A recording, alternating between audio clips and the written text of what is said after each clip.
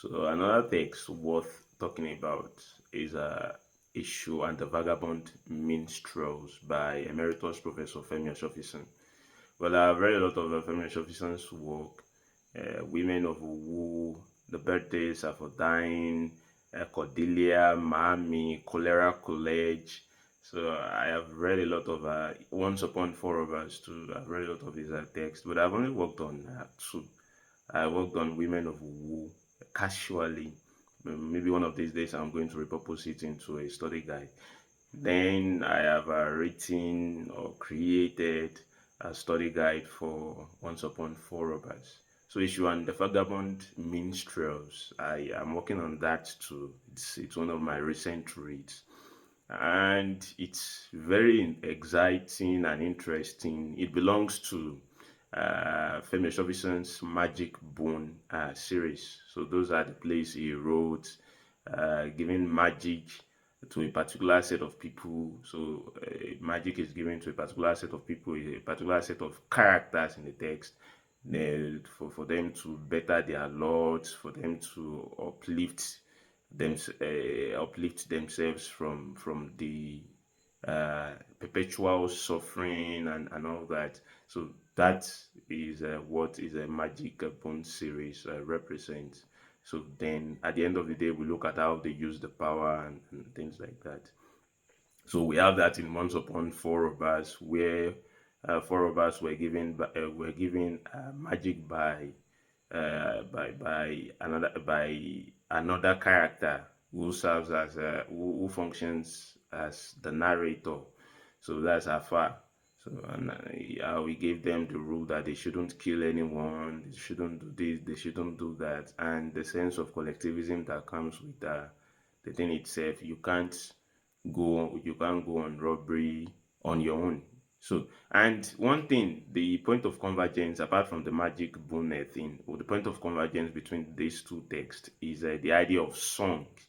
So these two plays are punctuated by songs. We can call them choral play. So you have choral songs where the characters sing a particular song. Sometimes some of these songs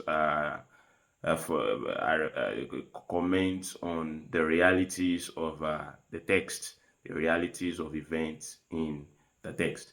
So now coming back to Issue and the Vagabond Minstrels, it started uh, at the beginning of the text. You have a change in government. The soldiers have orchestrated a coup d'etat and they have ousted the civilian government.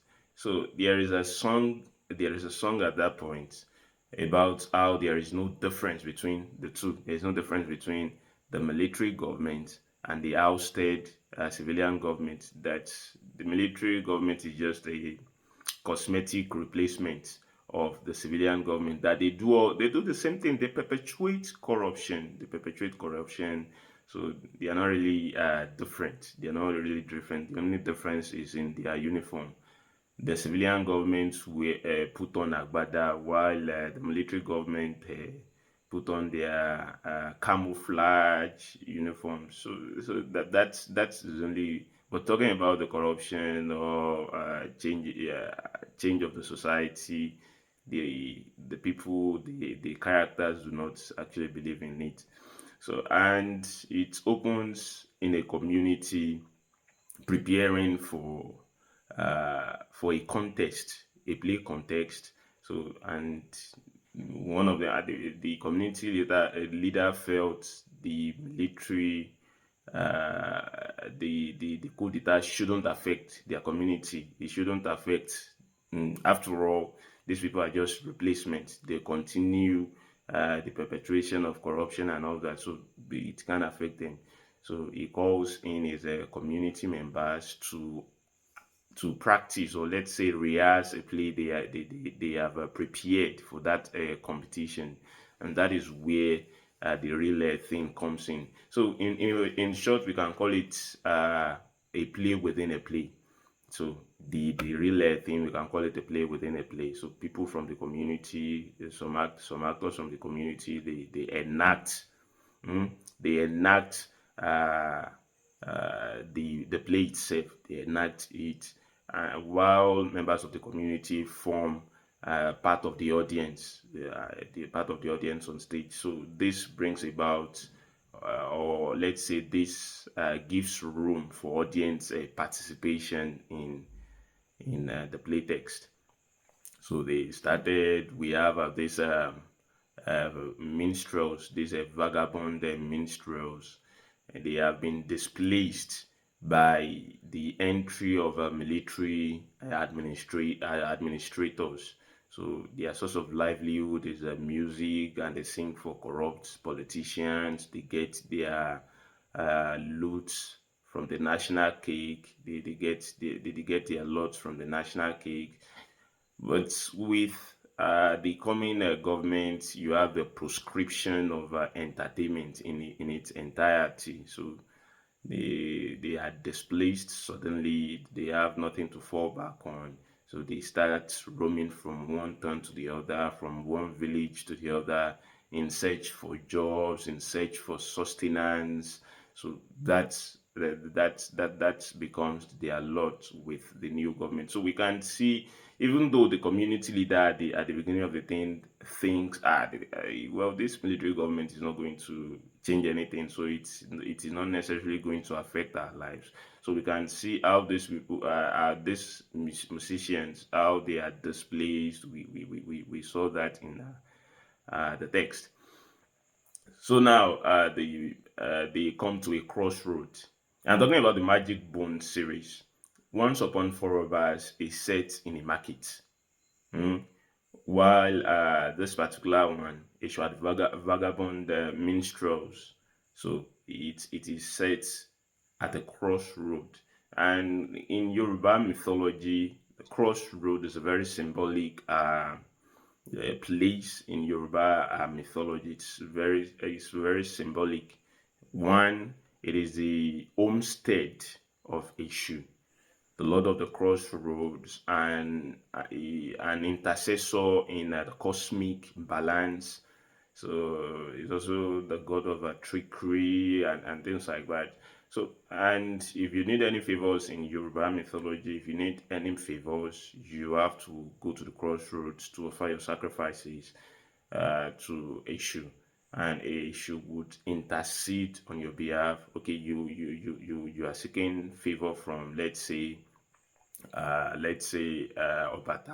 You are seeking favors from Orunmila. You are seeking favors from. So if you are seeking favors from other gods, you need Eshu as an intercessor to intercede on your behalf. So that is the idea of crossroads, and that is why people take sacrifices to crossroads to appeal to Eshu. So that is why people take sacrifices to crossroads to appeal to issue.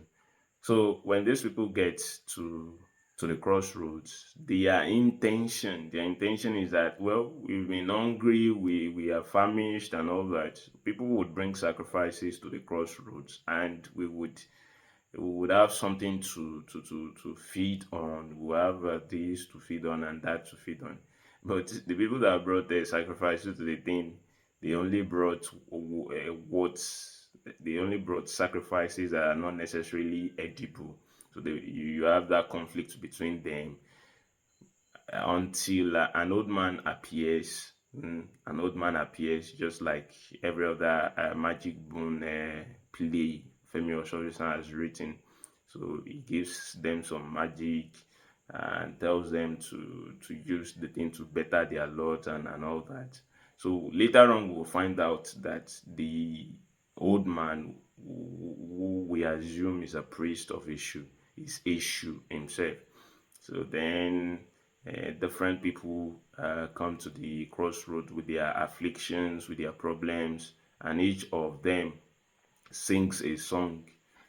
So I mean, they sing a song to to to to assist the person, to help the person. So to help the person with the affliction, to help them cure their diseases, their problems, to solve their problems, and that. But at the end of the play, the play is reduced to a morality play, and the open-ended question. You have that open-ended question at the end of the day. The open-ended scenario. You have a man. You have a man who uses his power, mm, for the good of humanity. Then you have the others who used their power for wealth accumulation, who used their power for their own self interest. So you have Omele, who is altruistic, and you have the others who are selfish with their use of power. So, but in the long run, you also have the construction of the concept of Eshu himself. That there is no such thing like Eshu. That we are all. I mean, that it's just a reference. It's a reference, a historical reference. It's a reference in our folklores. So it's urges us it urges us to be kind to others. So in short, that is the objective of the play. It's a morality play. It's a morality play to begin with. So, and it dispels the idea, the mythology of Eshu himself, to urge humans to be more altruistic, to love one another, and so it's an interesting play too. But I like the idea that the play is punctuated by songs. It makes the whole thing interesting.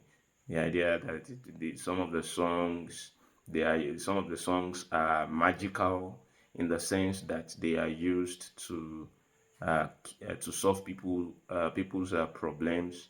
Some of them are just commentary, yes, commentary at best, to reflect the realities of things and events in the text. So issue and the Vagabond Minstrels. I should be working on. I'm already working on it. I've written the summary of the first scene. So I'll write the summary of the other scenes, the themes, the characterization, the dramatic techniques.